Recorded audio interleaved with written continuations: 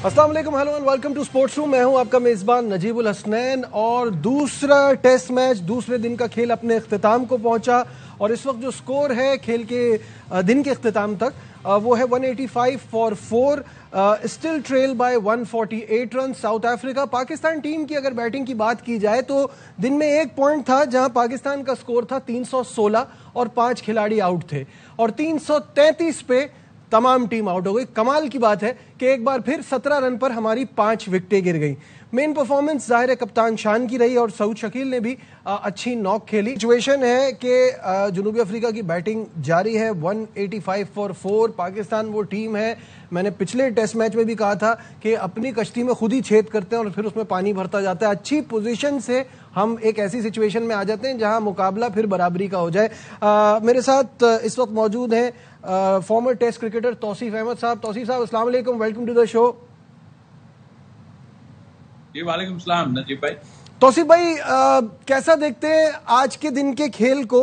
क्योंकि अजीब mix feeling है। हमने 4 तो उनके भी आउट कर दिए, लेकिन जो हमारी बैटिंग परफॉर्मेंस रही उस पर क्या एनालिसिस है आपके?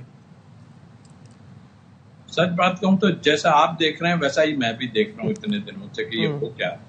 सच्ची बात यह है कि देखें, इनको समझ नहीं आ रही। एक तो कल ये रन इन्होंने कम बनाए, बहुत कम। सच बात तो यह है, कल इतना पिच में कोई ऐसा कुछ था भी नहीं, आज भी कुछ नहीं था। आपने देखा होगा तो कोई ऐसा मुसीबत नहीं आई थी। सही बात है।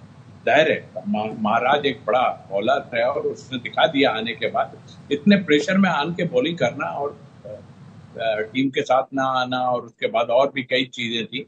तो वो देखते हुए मैं समझता हूं कि आपने तो कल ही 300 प्लस कर देने चाहिए। सही बात है। और जाहिर और ठीक है, इस वक्त हमारा एंड अभी अच्छा हुआ है। 2 विकेट आफरीदी ने लेके जो है हमें थोड़ी मुश्किलात उनको डाल दी हैं, बट पिच अभी भी इतना बुरा नहीं खेल रहा है कि आप वो सोचें। लेकिन हाँ, बिल्कुल आपने ठीक कहा कि हम लोग नीचे आन के पता नहीं कौन धक्का देता है, क्या होता है कि एकदम एक दफा हो 2 दफा हो, ये 3-4 दफा हम देख चुके हैं कि 15 पे 5 आउट हो गए या 20 पे 5 आउट हो गए। इस तरह की लाइन लग जाती है।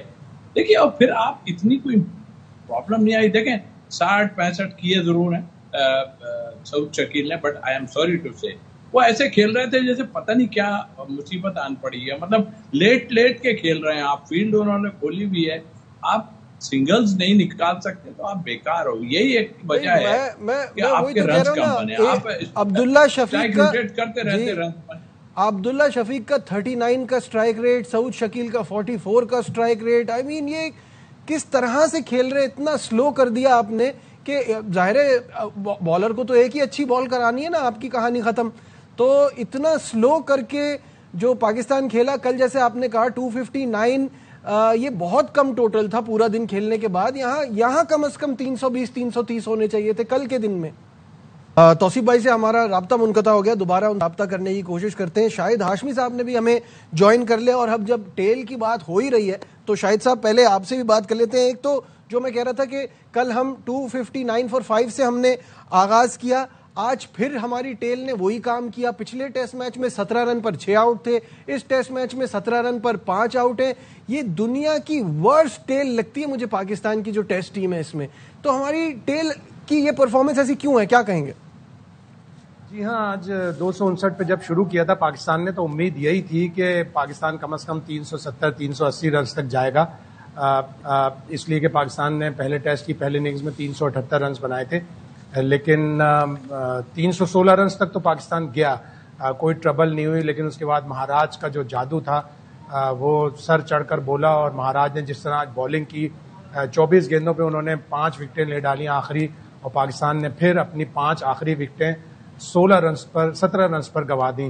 पहले टेस्ट की पहली इनिंग्स देखें तो 5 विकेटें 16 रन पर, दूसरी इनिंग में 6 विकेटें 17 रन पर और यहाँ फिर 5 विकेटें 16 रन पर। तो ये कोलैप्स है जो पाकिस्तान को एड्रेस करना पड़ेगा। दुनिया में जो टेस्ट टीमें खेल रही हैं उनमें पाकिस्तान का वर्स्ट टेल एंडर्स का रिकॉर्ड है। लेकिन पिछले साल इंग्लैंड के साथ जब सीरीज हुई थी तो उसमें सलमान आगा ने बड़ी अच्छी बैटिंग की थी टेल के साथ, वो अच्छा जा रहे थे और पाकिस्तान की 1-2 इनिंग्स में कोलैप्स जरूर हुआ था, लेकिन इस तरह से कोलैप्स नहीं हुआ था जो अब ये 3 इनिंग्स में हो गया है।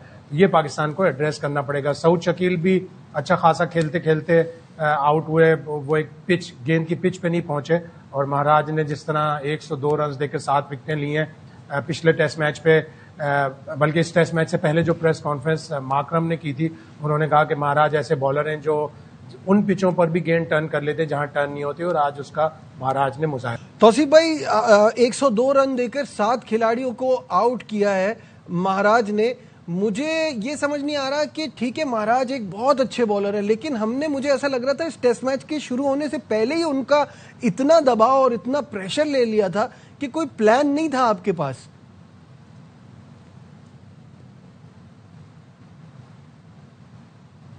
तौसीफ भाई से राब्ता नहीं हो पा रहा, कोई टेक्निकल मसला है, तो उस पर हम इनकी तरफ दोबारा बढ़ेंगे। शाहिद साहब, आपकी तरफ आता हूं एक बार फिर। टोनी डी जोर्जी और स्टब्स ने उनको एक अच्छा फाउंडेशन फराम कर दिया, उनकी जो पार्टनरशिप है ना वो बहुत जबरदस्त रही, उसकी वजह से उनको थोड़ा सुकून आया होगा। जी, डिजॉर्जी और स्टब ने बड़ी जबरदस्त बैटिंग की। स्टब के ऊपर बड़ी जिम्मेदारी थी।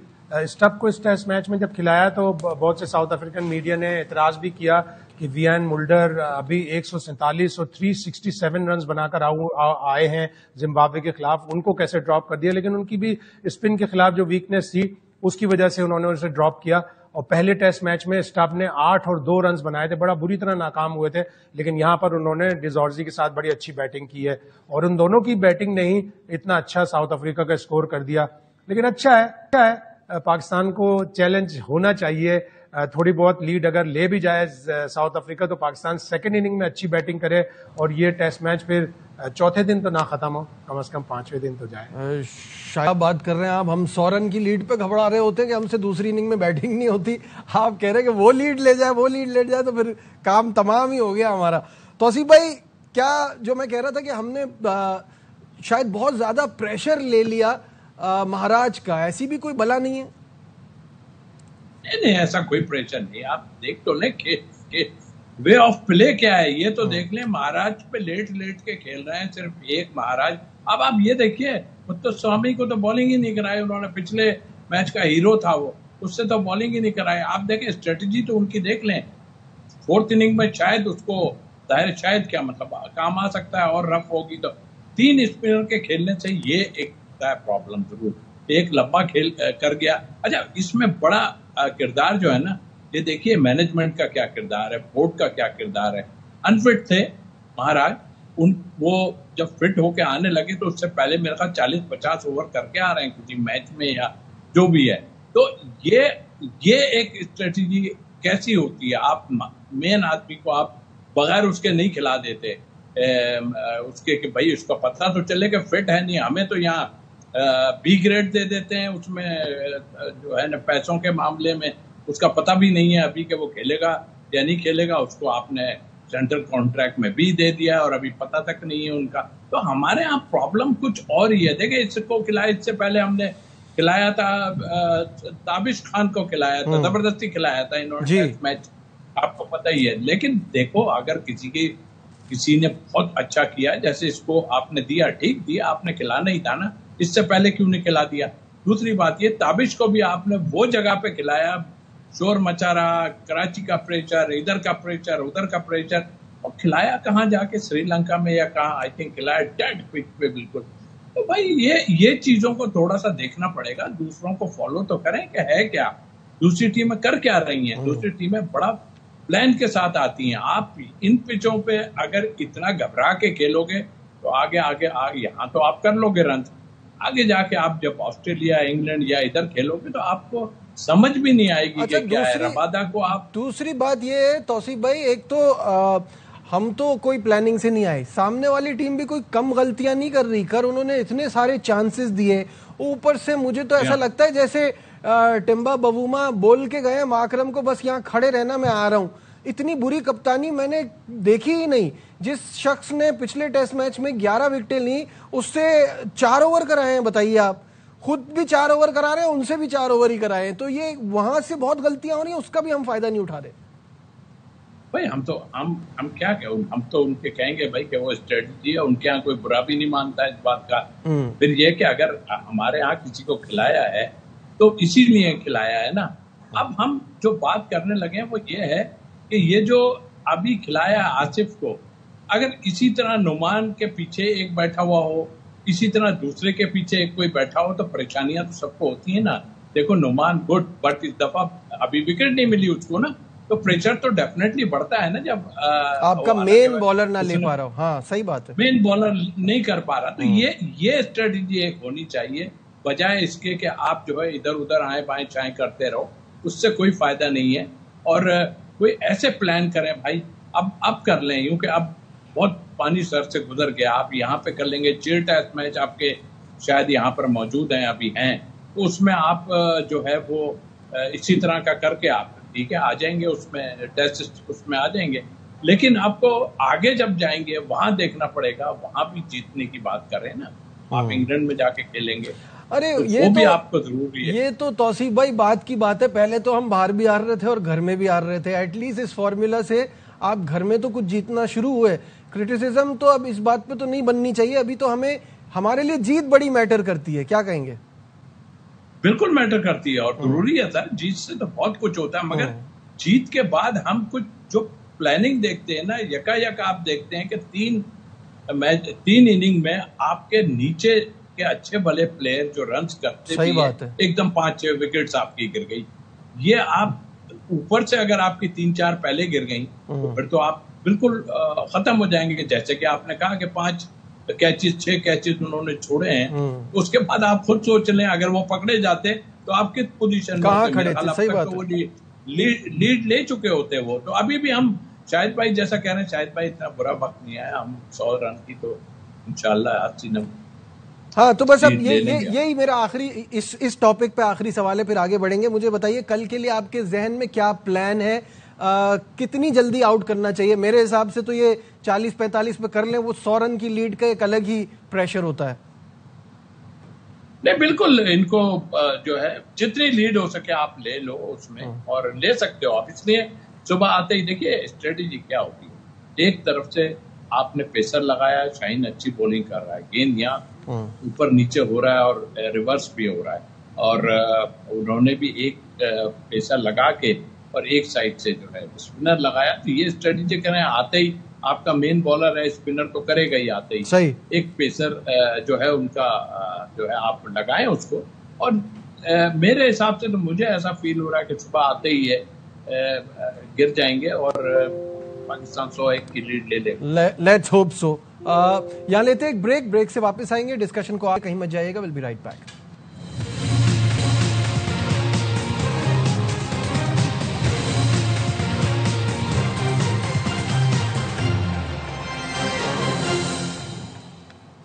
Glad to have you back once again to Sports Room। और कल की जो सबसे बड़ी खबर थी वो थी कि शाहीन शाह अफरीदी को वनडे का नया कप्तान मुकर्रर कर दिया है। अब T20 के बाद वनडे से भी रिजवान की कप्तानी छिन गई है। तफसीलात आपको दिखाते हैं इस रिपोर्ट में। Dragged on. So it all finishes. The man who started it, Shaheen Shah Afridi, picks up quite easily.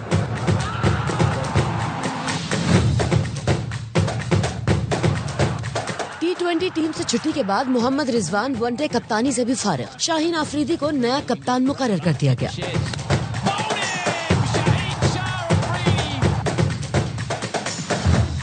PCB ने बताया शाहीन की तकर्रुरी का फैसला इस्लामाबाद में होने वाले इजलास में किया गया। White ball coach Mike Hesson, director high performance Aqib Javed और सिलेक्शन कमेटी अरकान शरीक हुए। मोहम्मद रिजवान ने 20 वनडे में कौमी टीम की क़यादत की। 9 जीते, 11 में शिकस्त हुई। रिजवान का दौर ऑस्ट्रेलिया में 22 साल बाद तारीखी सीरीज जीतने से शुरू हुआ।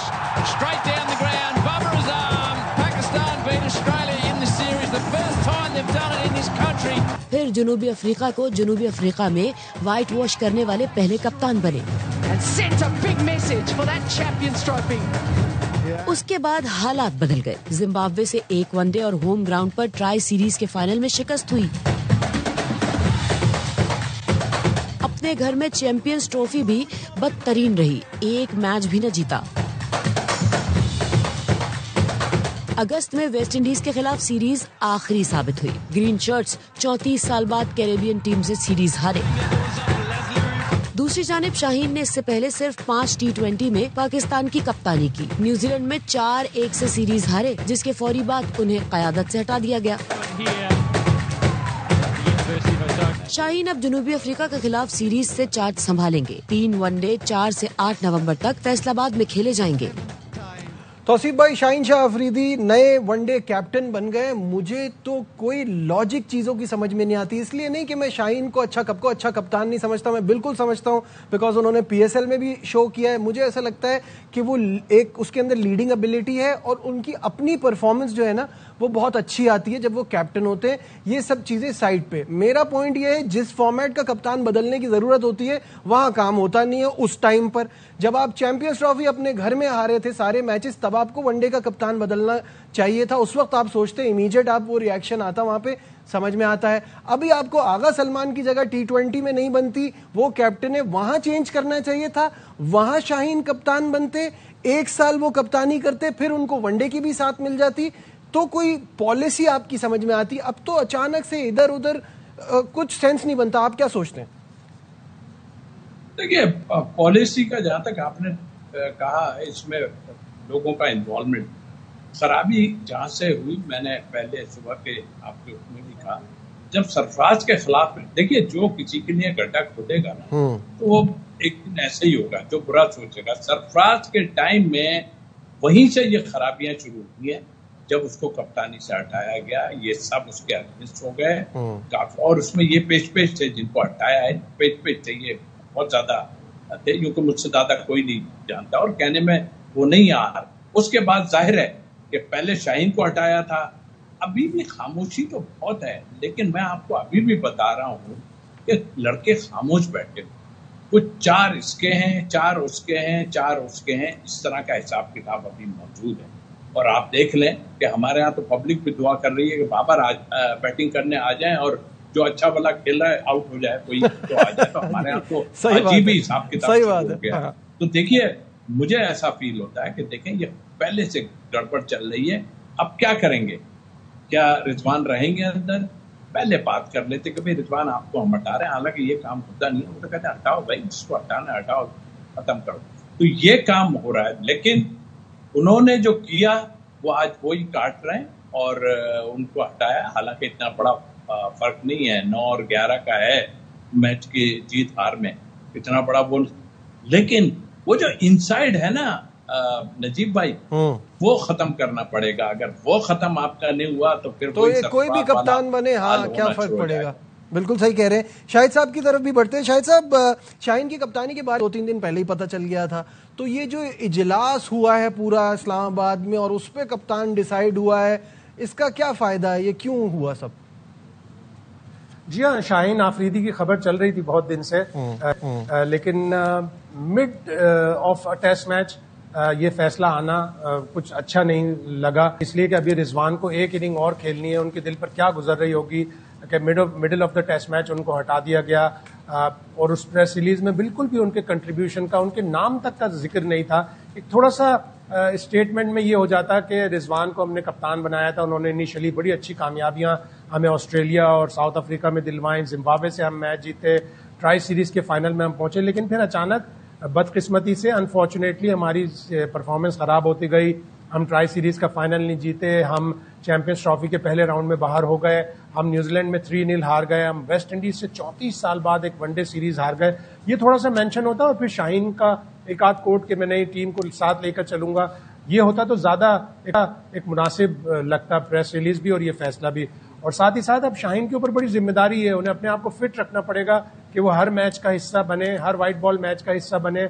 अभी खबरें ये आ रही हैं कि वो तीनों T20 से उन्हें रेस्ट दिया जाएगा ताकि वो कंसंट्रेट करें ODI की कप्तानी पर, ODI की सीरीज पर। और ऑल टुगेदर रिजवान को हटाने का फैसला ODI की टीम से ये भी दुरुस्त नहीं होगा। शाहीन अगर एक मजबूत कप्तान बनना चाहते हैं तो उन्हें चाहिए कि वो सिलेक्शन कमेटी में बैठे और कहें कि नहीं, रिजवान पाकिस्तान की टीम का पिछले 18-20 वनडे में अगर देखे जाएं तो सलमान आगा के सबसे ज्यादा रन्स हैं, फिर रिजवान के रन्स हैं, तो मुझे रिजवान चाहिए। और यही फिर शाहीन आफरीदी की कप्तानी को डिफाइन भी करे। भाई वक्त कम है, ये जो रिजवान को वनडे से हटाने की बात चल रही है, ये तो बिल्कुल ही मुझे लगता है कि एक बहुत ही फूलिश डिसीजन होगा। कैसा देखते हैं इसको? देखिए, जो हो रहा है ना, आप देख रहे हैं, मुझे मेरी इतना पता नहीं, शायद भाई ज्यादा बेहतर समझते कि उन्होंने आकिब से कोई ऐसी बात की है। आई डोंट नो सच बात है या नहीं, कि उन्होंने कहा जी मुझे पूरे वो चाहिए, मतलब पूरा मैं हाथ में लूंगा, मैं जो मतलब आई मीन के जो एक कप्तान की वो होती है, तो शायद उस पर कुछ बात हुई है जो मुझे उठती हुई नजर आ रही है। तो हमारे यही एक सिलसिला है ना भाई, आपको बना दिया गया, आप अच्छे बने रहो। अभी किच करके आप तो खुद बाहर हो, आप सोच रहे हो कि बाहर नहीं होगे, अगर आपने बहुत ज्यादा की तो आप कीपिंग से भी चले जाओगे, कोई और आ जाएगा, ये भी आपको बता दो। लेकिन बहरहाल यहाँ पीछे से काफी प्रेशर पड़ते हैं, ठीक है, इसके नतीजे में काफी चीजें हो जाती हैं। तो आई थिंक मेरा ख्याल है ये जरूर है कि उनको पहले से, जैसे शाहिद भाई कह रहे हैं, पहले से उसको ब्रीफ कर दिया होगा, बता दिया होगा। ठीक है, बहुत बहुत शुक्रिया तौसीफ भाई। शाहिद हाशमी साहब हमारे साथ थे और तमाम चीजों पे हमने बात की। आज के प्रोग्राम में बस इतना ही। दीजिए अपने मेजबान नजीबुल हसनैन को इजाजत। अपना बहुत ख्याल रखिए। अल्लाह हाफिज।